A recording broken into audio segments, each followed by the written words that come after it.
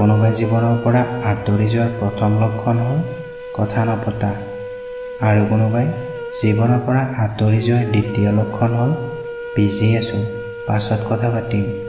ইয়াৰ পিছত অজুহাতৰ কোনো অন্ত নাথাকে।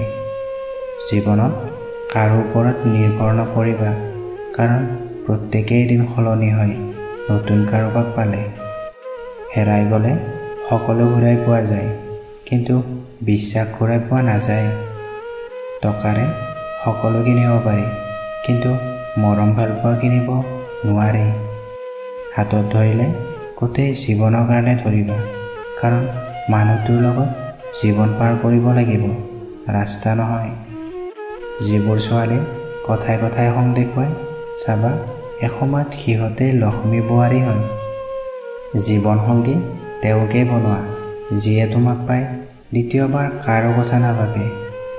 কেতিয়াবা কেতিয়াবা কোৱাৰ কাৰণে বহুত কথা থাকে, কিন্তু শুনাৰ কাৰণে কোনো নাথাকে। যাৰ লগত কথা নাপাতিলে থাকিব নোৱাৰি, চাবা তাৰ লগতে বেছি কাজিয়া হয়।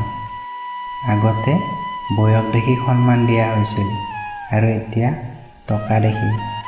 সন্মান দিয়া, কিন্তু ইমানো নিদিবা যাতে তোমাৰ সন্মান নষ্ট হয়।